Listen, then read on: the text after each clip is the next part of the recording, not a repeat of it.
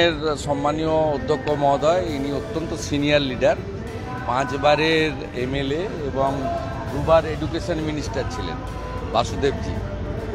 তাতে ইনি আমার সঙ্গে মিট করতে চেয়েছিলেন, আমিও মিট করতে চাইলাম। উনি আমাদের অতিথি এবং ভারতীয় জনতা পার্টির একজন বলিষ্ঠ নেতা। আমি ওনাকে অধ্যক্ষ হিসেবে পশ্চিমবঙ্গ বিধানসভায় যা যা এই স্পিকার করেন সেগুলো একটু কাগজ সহ দিলাম। এক হচ্ছে অষ্টম তফসিলি যে 10th শিডিউল আছে, দলত্যাগ বিরোধী আইন, 11 সাল থেকে মোট 51 জনকে সুইচ ওভার করিয়েছে। এরা বিজেপির করিয়েছে, কংগ্রেসের করিয়েছে, সিপিএমের করিয়েছে, ফরওয়ার্ড ব্লকের করিয়েছে, আরএসপির করিয়েছে, এমনকি গোর্খা জনমুক্তি মোর্চারও করিয়েছে। একটাও 10th শিডিউলের এখানে কার্যকর উদাহরণ নেই বলেছি। আমি বলেছি আপনার তো বিরোধী নেতা হচ্ছেন সচিন পাইলট, কতগুলো স্ট্যান্ডিং কমিটির চেয়ারম্যান দিয়েছেন? উনি বললো অনেকগুলো আছে প্রপোর্শনালি। তাহলে এখানে একটা স্ট্যান্ডিং কমিটি বা হাউস কমিটির চেয়ারম্যান বিরোধী দলকে দেওয়া হয়নি। আমি ওনাকে জানতে চাইলাম আপনার পিএসসির চেয়ারম্যান, বললো পিএসসির চেয়ারম্যান এলওপি। আমি বললাম প্র্যাকটিস কি আছে? না এলওপি হন অথবা এলওপি মনোনীত কোনো লোক হন। আমরা এখানে এলওপি ডক্টর অশোক লাহিড়িকে মনোনীত করেছিলাম।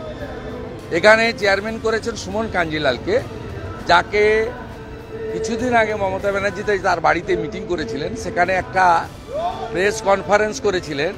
প্রেস কনফারেন্স করে ওরা যে লিস্ট দিয়েছিল তাতে দেখবেন চা বাগানের কমিটি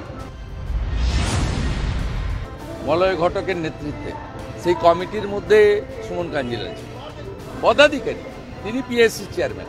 বুঝতে পারছেন কি অবস্থা? তারপর লাস্ট যে মোশনটা, যেটা আমি এর আগে ওম বিড়লাজিকে পাঠিয়েছি এবং জগদীপ ধনখড়জিকে পাঠিয়েছি, এই বিমান বন্দ্যোপাধ্যায় অধ্যক্ষের কীর্তি, 26শে নভেম্বর যেদিন সংবিধান দিবস থাকে, তিনি একটা রেজুলেশন এনেছিলেন। সেই রেজুলেশনে সাংবিধানিক বডিগুলোকে চ্যালেঞ্জ করেছিলেন। উনি নিজে মন্ত্রী করতে পারেন, এমএলএ করতে পারেন, তারা পলিটিক্যাল লোক, স্পিকার পলিটিক্যাল লোক, কিন্তু চেয়ারটা নন পলিটিক্যাল। তিনি তার নিজে মুভ করা জায়গায় সাংবিধানিক বডি, সেন্ট্রাল এজেন্সির বিরুদ্ধে বলেছেন, সেন্ট্রাল গভর্নমেন্টের বিরুদ্ধে বলেছেন। আমি ওনাকে এগুলো দিয়েছি। এর আগে আমি ওম বিড়লাজিকে এবং জগদীপ ধনখড়কে পাঠিয়েছি। উনি আমাকে অ্যাসিওর করেছেন যে আমাদের মাঝে মাঝে স্পিকার কনফারেন্স হয়। আমি আমার কলিগ স্পিকারদেরকে বলবো এবং আমি লোকসভার স্পিকারকেও, আপনিও পাঠিয়েছেন, আমিও বলবো এই বিষয়গুলো দেশের অন্যান্য রাজ্যের জানা উচিত। আমাদের বিধানসভার অধ্যক্ষ বিমান ব্যানার্জির কীর্তিকলাপ, অসাংবিধানিক কাজ এবং রাজনৈতিকভাবে তিনি যেভাবে তার পদকে কালিমালিপ্ত করছেন, এবং পশ্চিমবঙ্গ বিধানসভায় যারা যারা অধ্যক্ষ উপাধ্যক্ষ হয়েছেন অত্যন্ত রেসপেক্টেড ব্যক্তি। এমনকি আমি হাসিম আব্দুল হালিমের সময় মেম্বার ছিলাম 6, অত্যন্ত উঁচু মাপের লোক। এই চেয়ারের গরিমা মর্যাদা সবটা নষ্ট করেছে এই তৃণমূলের বিমান ব্যানার্জি।